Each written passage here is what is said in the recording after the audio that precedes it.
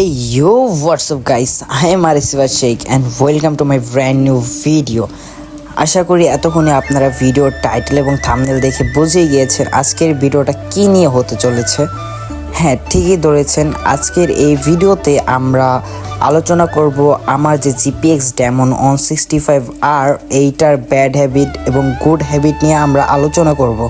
সর্বপ্রথমে আমি আপনাদের কাছে ক্ষমা চেয়ে নিব, কারণ আমার গাড়ির অবস্থা পুরাই বাজে। কারণ আমাদের এই বাসার এইখানে কনস্ট্রাকশনের কাজ চলার কারণে আমার গাড়িতে এত পরিমাণ ময়লা জমে রয়েছে, সেইটা ওয়াশ করারও আমি সময় পাইনি।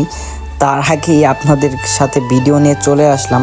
আপনারা প্লিজ ভিডিওতে অন্তত এই ময়লার বিষয়টা ইগনোর করবেন। আর GPX Demon 165 আপনাদের জন্য কেমন হবে সেইটা নিয়ে আজকে আলোচনা করব। সেই জন্য চলুন এইখানে আর বেশি টাইম নষ্ট করব না, সোজাসুজি আমরা মোটো ব্লগের যে ক্যামেরা সেটআপ সেইখানে চলে যাই। আর আশা করি সবাই ভিডিওটা শেষ অবধি দেখবেন এবং এনজয় করবেন। চলুন মোটো ব্লগিংয়ের ক্যামেরায় চলে যাওয়া যাক। ফার্স্ট অফ অল, আপনারা যদি বাইক নিতে চান তাহলে আপনাদের ফার্স্টেই ডিমান্ড করবে আপনাদের বাজেটটা। আর আপনাদের বাজেট যদি 3 লাখ থেকে 4 লাখ টাকা অ্যারাউন্ড এর ভিতরে হয়, আর আপনারা যদি ভালো একটা স্পোর্টস বাইক নিতে চান তাহলে অবশ্যই আপনারা GPX Demon 165R বা RR এই দুইটাই দেখতে পারেন। আমার পার্সোনাল অপিনিয়ন থেকে আমি যতদিন ধরে GPX Demon রাইড করি, আমার এক্সপিরিয়েন্স খুব একটা খারাপও না, খুব একটা ভালোও না। আমি বলছি এই বিষয়টা নিয়ে আমি কথা বলবো, কিন্তু খারাপের দিক থেকে ভালোর দিকটা একটু বেশি, কারণ আমি GPX Demon রাইড করে অনেকটাই মজা পাই আমার হিসেবে। আর এই বাইকটার লুক নিয়ে আর কি কথা বলবো, এই বাইকটার লুক তো পুরাই মাশাআল্লাহ, আমার কাছে খুবই ভালো লাগে। সামনের লুক থেকে শুরু করে পিছনের যে ব্যাক লাইটের যে লুকটা আমার কাছে সব থেকে বেশি ভালো লাগে। GPX Demonএর পিছের ব্যাক লাইটটা সেই সুন্দর লাগে, রাতের বেলা অন্ধকারে তো আরও সুন্দর লাগে, যেটা না বললেই চলে। আপনারা দেখবেন যারা যারা GPX Demon রাইড করেন তারা রাত্রেবেলা দেখবেন অন্ধকারের ভিতরে পিছনের ব্যাক লাইটটা অনেক সুন্দর লাগে। মাশাআল্লাহ, আমার কাছে খুবই ভালো লাগে জিনিসটা।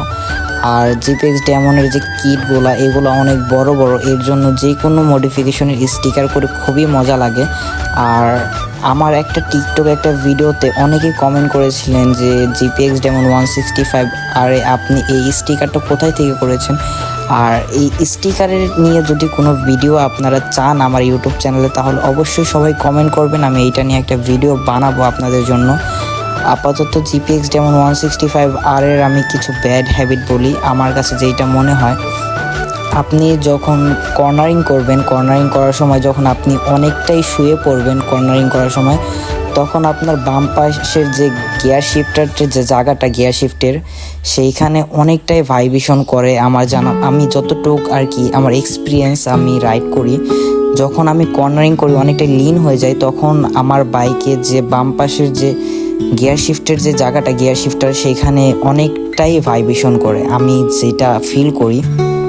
আর আরেকটা ব্যাড হ্যাবিট আমি কয়েকদিন পেয়েছিলাম, এখন নাই, যে আর কি আমার বাইকের ঘেটিটা ডান পাশে ঘোরালেও রেঞ্জ বাড়, আবার বাঁ পাশে ঘোরালেও সেমভাবে রেঞ্জটা বেড়ে যেত। এই প্রবলেমটা আমি কয়েকদিন ফেস করছি, বাট এখন আমি আমার বাইকে এই ইস্যুটা দেখছি না, জানি না কি হয়েছে। আমি এর মাঝে সার্ভিসও করাইছিলাম, সেই জন্য হয়তো বা এটা সলভ হয়ে গেছে, হয়তো কোনো একটা প্রবলেমের কারণে হয়েছিল সেই সময়, আমি জানি না এখন এই জিনিসটা নাই কেন।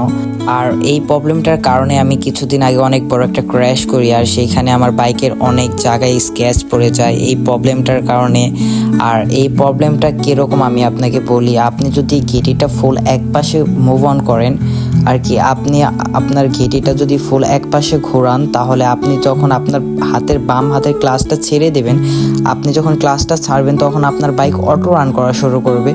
এই বিষয়টা খুবই খারাপ ছিল, আমি এইটার কারণে মূলত একবার আর কি ক্র্যাশ করি, আর আমার খুবই খারাপ একটা অবস্থা হয়ে যায়, আমি অ্যাক্সিডেন্ট করি। এই দিনটা আমি কোনোদিনও ভুলবো না, আমার বাইক যেভাবে আর কি পল্টে নিছিল এই বিষয়টা আমি খুবই বাজে একটা ফিল করছিলাম আর কি, না বললেই চলে, আমার খুব বাজে একটা এক্সপিরিয়েন্স ছিল ওইটা। আর এই কথা নাই বলি, আপনাদের এখন বলি GPX Demon 165R এটা আপনাদের মূলত বাজেটের ওপরে ডিমান্ড করে। আর এইটা মডিফিকেশন করলে আপনারা অনেক সুন্দর সুন্দর স্টিকার মডিফিকেশন করতে পারবেন, যেটা আমার কাছে খুবই ভালো লাগে। আর জিপিএক্স ডেমন নিয়ে আজকে আমি আর কি বলবো, আমি এই পর্যন্তই বলবো যে আপনারা যে কোনো বাইকই কিনেন না কেন দেখে শুনে কিনেন। জিপিএক্স কিনেন না অন্য বাইক কিনেন না, ওইটা আপনাদের উপর ডিপেন্ড করে, আপনাদের বাজেটের উপর ডিপেন্ড করে। আমার এই বাইকটা হলাম জিপিএক্স ডেমন 165R নন ইবিএস যেইটা, আর এইটার কালার হলাম ব্ল্যাক কালার ছিল। আমি মডিফিকেশন করে এরকম করেছি, আমি ফুল স্টিকার করি এইটায়। আর আপনারা যদি স্টিকার নিয়ে ভিডিও চান তাহলে অবশ্যই এই ভিডিওর কমেন্ট বক্সে কমেন্ট করবেন।